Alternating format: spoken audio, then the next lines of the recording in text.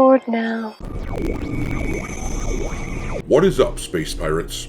This is your Admiral, the atypically a-hole-ish Dr. Disaster, and the trend of replacing beloved male characters in video games and movies has gotten so stale and dull that even the people who advocate for that sort of thing don't get excited over it any longer. Oh, this is already boring the shit out of me. From the Dishonored franchise to Gears of War and the replacement of Marcus Phoenix to Battlefield 5, where they replaced real-life World War II heroes with women that had weird-ass cybernetic appendages, to even games like Star Wars Outlaws, where they essentially replaced Han Solo with this butt-ugly chick right here.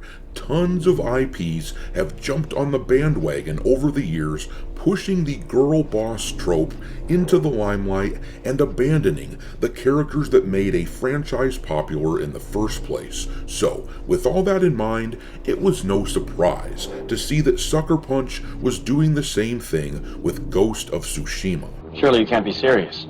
I am serious. And don't call me Shirley. But as we covered on this channel a few weeks ago at Gamescom, gamers didn't seem to be terribly impressed with what they were seeing of Ghost of Yotei. When they revealed a new trailer for that game at Gamescom, the people in attendance didn't react to it very strongly at all. You could practically hear the crickets chirping when the video ended, whereas usually, if it's a game that people are excited about, people clap and cheer raucously, but they didn't do that with this game. Instead, the mentality seemed to be, I don't care. The thing is, Jin Sakai's story was compelling in Ghost of Tsushima, and there was still a lot of room for more story with that character, so when rumors of a sequel started trickling out, fans of the original got excited about the idea of using their hero again, but as is far too often the case these days, Jin was sidelined for the girl boss, portrayed by a psychotic gender demon whose personality appears to be utterly defined by her LGBT status. So it's with no surprise to me that pre-order numbers for Ghost of Yotei, from the figures that I have available from the retail side of things, those pre-order numbers are very lackluster. In fact, the game appears to be struggling to beat out Dragon Age the Veilguard, and for folks who want this stuff to be popular, that might be a tough bit of news to swallow.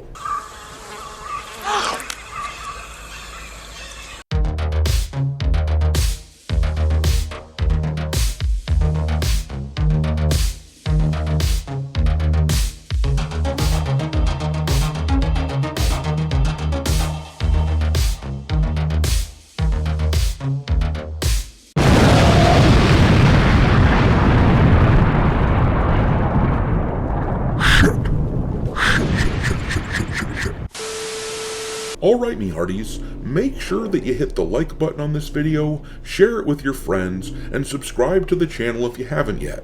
Also, I've begun uploading some content onto Rumble as well, so follow me over there, and don't forget to follow me on X, where I keep a list of games lousy with wokeness pinned to the account at all times for your reference. My handle on the platform is Dr. Disaster 1, but let's take a peek at this Ghost of Yotei situation. Now, I know there are probably a lot of folks out there saying, hey, actually the gameplay for the game and the trailers that I've seen looks basically like more of the first game, so what's the big deal?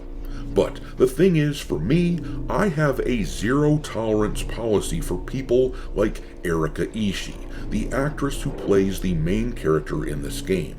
Here she is in the background doing a weird LGBT gender dance celebration at Disney because she's just a single-minded tool. She played as one of the versions of the main character in Dragon Age the Veilguard and went on to celebrate that game at the Gaming Awards a few months ago. She starred in this game here, Date Everything, where players play as pansexuals that fall in love with inanimate objects like toasters and crap like that. She was the gender-swapped version of Sector in Mortal Kombat 1. She was the weird rainbow flag wearing Mrs. Freeze in Suicide Squad Kill the Justice League. There is clearly a pattern from a person like Erika Ishii. She takes on roles that push a social agenda, and on top of that, she says unhinged and intolerant shit on social media, pushing her weird progressive ideas. And so even if the gameplay does look like more of the same, I simply refuse to support this game out of principle. She stands for everything that I dislike in entertainment today, a constant push of social messaging into escapism and a disrespect of source material in service of the social agendas. I assume that anything that she does is going to just be anathema to my ability to enjoy myself. With that in mind, there are a lot of people, though, who will buy this game because it is a sequel to the beloved Ghost of Tsushima, and they don't spend a lot of time critically thinking or thinking about this sort of thing at all. They just don't want to miss out on the newest big thing, which is why I refer to this crowd as the cultural auto-intake zombies. So, yeah, this game will sell. But the question is whether or not it's going to keep pace with Ghost of Tsushima. A lot of second installments to new franchises in video games tend to outsell the original.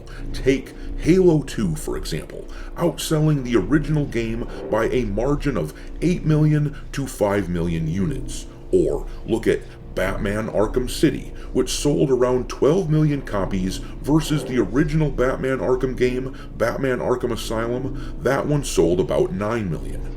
Or, more recently, look at Kingdom Come Deliverance 2, which blew the original away. The hype of a new IP usually carries a sequel to new heights, as long as word of mouth isn't completely bad. So with that in mind, Ghost of Tsushima sold around 2.5 million copies in its first 3 days. We will want to see what the numbers are for Ghost of Yotei in that same time frame and judge it compared to the original. If it does not outsell Ghost of Tsushima, then I think it's fairly safe to say that the direction that they took the game in was a mistake. And with that in mind, let's look at the numbers that have been reported to me from some of the retail stores that I'm in contact with. For those who don't know, I owned a gaming store for a while, and I still have contacts with other people who have access to the sales data of nearly 50 stores between them. I often ask for pre-order numbers in order to gauge how well a game is selling. If you compare the pre-order numbers that we see for a game to how other games were doing, it paints a picture that is usually fairly accurate as to what to expect. Currently, Ghost of Yotei is about 3.5 weeks away from release, and it has sold 45 pre-ordered games in the almost 50 retail stores which give me data. For context, let's see how it's doing compared to some of its contemporaries. Now, last year, when Warhammer 40k Space Marine 2 was released, that game ended up selling 2 million copies in just a couple days. So basically, that's exactly the sort of performance that Ghost of Yotei should be aiming for if they want to at least keep up with the previous entry in the franchise. And for reference, when Space Marine 2 was 3.5 weeks away from release, in these same stores, which have sold 45 pre-orders of Ghost of Yotei, Space Marine 2 had already sold 139 pre-orders. So clearly, at least in these stores, Yotei is massively underperforming. In fact, it's performing much more closely to the likes of Dragon Age the Veilguard.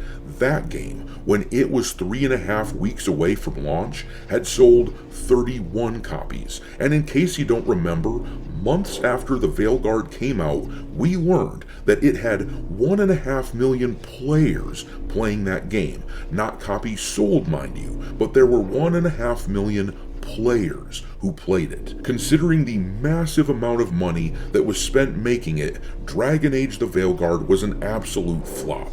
Now, to be clear, I don't think Ghost of Yotei is going to faceplant like the Veilguard did. I suspect that there are far too many cultural auto-intake zombies out there who will have to buy this game because the FOMO is too strong. I think some of the disconnect between the numbers that I have been shown and where Ghost of Yotei will likely end up comes from the fact that, first of all, Dragon Age the Veilguard and Space Marine 2 were both available on all of the major gaming platforms, whereas Ghost of Yotei is a PS5 exclusive, at least at first, so it stands to reason that those other games would have higher numbers at retail stores than Ghost of Yotei. And second of all, and maybe most importantly, Ghost of Tsushima sold exceptionally well in Japan, putting out 250,000 copies in its first few days in that country, and the numbers that I was fed are not Japanese stores, those are based in the United States. The Japanese will likely come out in support of Yotei in a similar fashion compared to how they came out for the original, because the original game did such a great job of respecting their culture.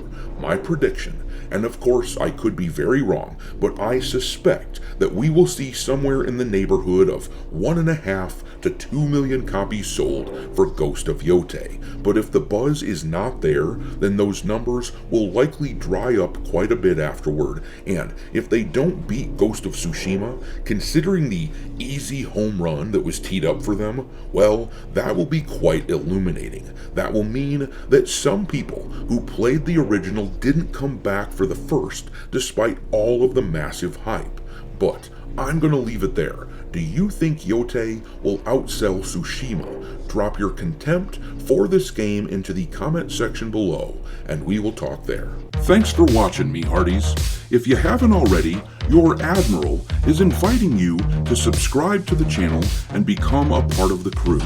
Life as a space pirate may not be glamorous, but there's always plenty of booty.